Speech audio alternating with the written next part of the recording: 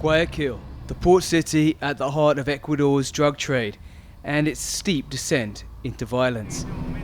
I went to see how the police are fighting a battle against gang violence that is spinning out of control, and the innocent people who are caught in the crossfire.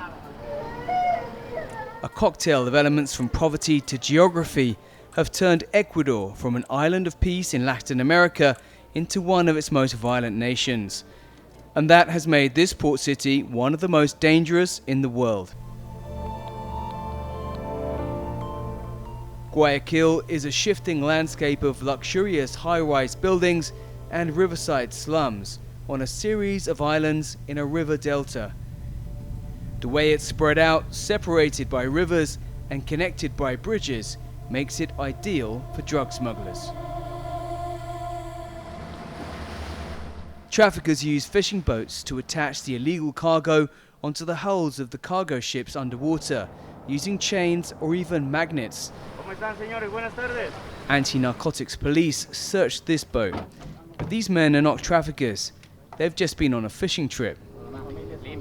The skipper, Pedro Asensio, says nowadays they're afraid to venture far because of river pirates. Sí, está muy peligroso. Ahorita no está como antes, está bien peligroso.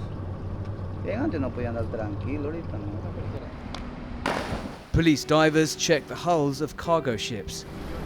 Much of the drug leaves from ports in Guayaquil, costing the country some $340 million a year, says Police Anti-Narcotics Director Pablo Ramírez. Sí, de las 172 toneladas, 55 han salido por puertos, han intentado salir por puertos y han sido incautadas. El mayor producto de contaminación es el banano, por ser el primer producto de exportación, por la cantidad de exportaciones que tiene. Aproximadamente el país al año realiza la exportación de casi 1 millón de contenedores, de los cuales el 75% es de banano. Entonces esto hace que sea el primer producto afectado por la contaminación de droga. From this port, the fruit reaches every corner of the world, along with Ecuador's shrimp and tuna. It's a tempting opportunity for drug traffickers to reach new, more lucrative markets. Sniffer dogs like this Belgian shepherd are trained to detect the odor of cocaine, wherever it may be hidden. It could be inside the metal structure of a shipping container, or in the cargo itself. Cocaine leaves the port of Guayaquil in many different ways, and it's the job of the anti-drugs police to stop the drug from leaving on a ship, even if it means inspecting containers of banana puree. But the police and port workers can only inspect a fraction of the containers that depart on cargo ships. And while Ecuador has never seized more cocaine, it's an indication of just how much is being smuggled out. The globalization of Ecuador's exports to markets in Europe and Asia, while good for business, is also good for the drug trade, says Renato Rivera of the Ecuadorian Observatory on Organized Crime. Son puertos cada vez más representativos para el comercio ecuatoriano y cada vez ha ido creciendo el comercio ecuatoriano a nivel mundial. Esto es una oportunidad para las organizaciones criminales de enviar cada vez más cocaína a través de estos puertos. El problema del Ecuador, a diferencia de Colombia, es que los puertos carecen de control. Las ciudades en donde están los puertos tampoco entienden, al menos en términos de control, los fiscales y los policías, la importancia que tienen esos puertos para las organizaciones criminales. Entonces, eso es lo que ha llevado a que cada vez el Ecuador tenga una mayor importancia en relación al tráfico de drogas.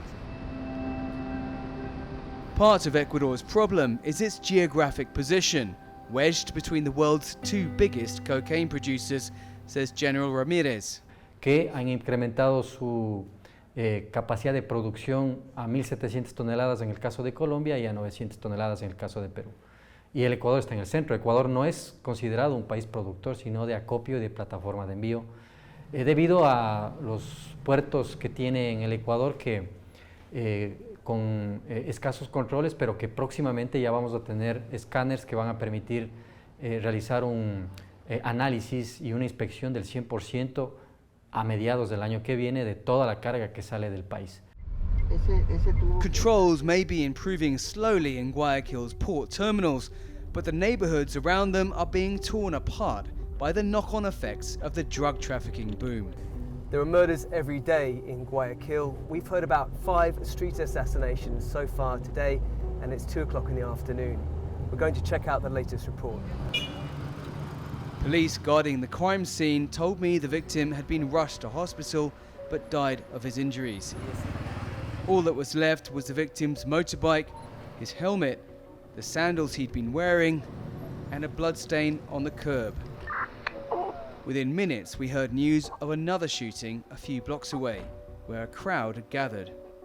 Scenes like this are an everyday occurrence in the Duran neighborhood of Guayaquil. Distraught family members and neighbors here and on the other side of the road.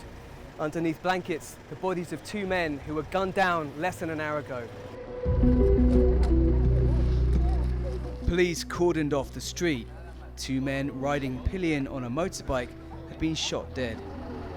The killers escaped in a white car, say eyewitnesses. This man arrived just afterwards, but he didn't want his face to appear on camera. ¿Se puede decir a diario? ¿Y por qué? ¿Por extorsión? La verdad, y si no sé por qué matarán, pero matan. Another local who called himself Rodolfo said the neighborhood was plagued by protection rackets and had been turned into a battlefield of tit-for-tat murders. Ajá, aquí vienen y mandan para aquí tierra de nadie, nadie dice nada. Los policías nomás vienen cuando están los muertos, de ahí para allá no se ve ni un policía en la calle. The police officer in charge said 20 bullet casings were collected at the crime scene. Given the wave of murders, I asked if the police had the situation under control. Se ha podido controlar en los últimos días, se está controlando, pero lamentablemente tenemos ciertos hechos aislados que siguen opacando el servicio que se da en este distrito, pero seguimos trabajando como Policía Nacional. Partners and mothers identified the bodies before the police forensics team took them for post-mortem examinations at the morgue.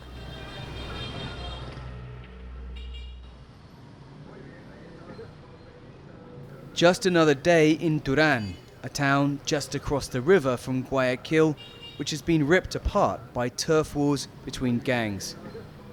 But the killings aren't just confined to warring gang members. On a day in September, 11-year-old Joaquin Perez had come home early from school. He went to the corner shop, bought a soda, and sat on the pavement with friends and neighbors. Security camera footage shows how gunmen with automatic rifles showed up, spraying the group with bullets. Joaquin's body was riddled with more than 30 rounds as his distraught sister ran to help. Lo veo en el piso. Me puse angustiada y yo pensando que iba a ser solo una bala. Iba corriendo para cogerlo y llevármelo al hospital. It was too late. His head and body had been destroyed by gunfire.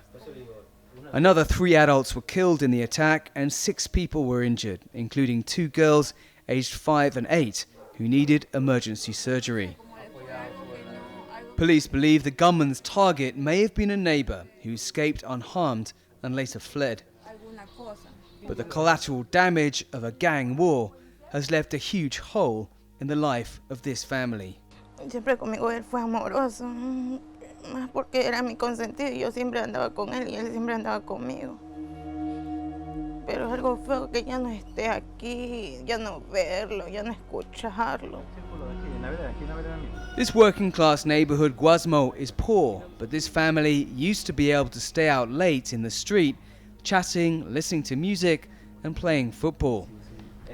Now they jump at the sound of any passing motorcycle as they grieve the hope of the family, Joaquin, also known as Victor, who cared for his 3 disabled elder sisters. Por lo menos yo tenía la esperanza, como se lo dije a la compañera, que Víctor sea el guía de ellas, que se gradúe, que trabaje para que la saque adelante, pero no se pudo. Se trocó un sueño y... Homicide rates have rocketed 5-fold since 2019, according to the Ecuadorian Observatory on Organized Crime. Guasmo, like Duran, sits close to the seaports that handle 85% of Ecuador's non-oil exports. Invisible lines divide drug gangs' territory as they fight to smuggle cocaine out of the ports and to deal the drug in the neighborhoods. They also run protection rackets, extorting local businesses and households. Payments are known as vacunas, or vaccines. Not paying can get you killed, but even those at the bottom say the rot goes to the top. Anti-corruption presidential candidate Fernando Villavicencio was gunned down as he left a campaign event in August. The US government offered a $5 million reward for information leading to the, quote, arrest or conviction of the intellectual authors behind Villavicencio's murder. But 2 months later, the 7 Colombian suspects in that assassination were themselves murdered in prison. Ecuadorians have realized that if the authorities cannot protect murder suspects in a high-security jail, then nobody is safe. Corruption in security institutions like the prison service and the police was exactly what Villavicencio, a former journalist, had railed against. I interviewed Juan Zapata, Ecuador's interior minister under Guillermo Lasso's government. He said that the police force was clearing out the bad apples. El poder del narcotráfico trata de enquistarse en las instituciones, ¿no? en la política, en la justicia, en las instituciones de control y obviamente en las instituciones de seguridad. No podemos descartar que hayan miembros que estén contaminados por el narcotráfico. Sin embargo, la misma policía ha sido una de las mayores instituciones que ha autodepurado sus filas y son los mismos policías buenos que han puesto a los policías malos a órdenes de la autoridad. In mid-October, Ecuadorians elected 35-year-old Daniel Noboa, the millennial heir to a banana fortune. But fighting organized crime and improving citizen security in a weak state will be a tall order for any president. Noboa's political campaign focused on providing employment opportunities for unemployed youth. Vamos a tener protección de puertos, protección de fronteras y eso va a reducir en sí la inseguridad, la cantidad de muertes violentas y al mismo tiempo con la generación de empleo le quitamos esa militancia blanda que tienen muchas de estas organizaciones narcoterroristas, que es gente que simplemente no tiene otra opción.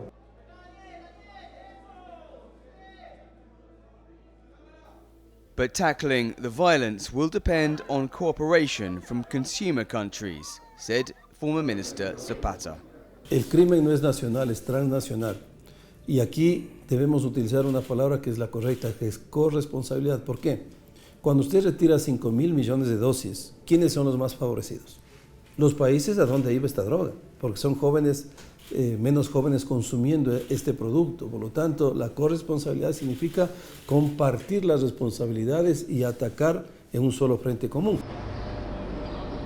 About 80% of cocaine smuggled from Ecuador is bound for Europe, where a kilo of the drug can fetch almost twice as much as in the US. The latest drug seizure here in one of Guayaquil's ports, 1.6 tons of cocaine. Here, that's worth about $3.3 million. But multiply that by 20 if this cargo reached the United States, more than $63 million.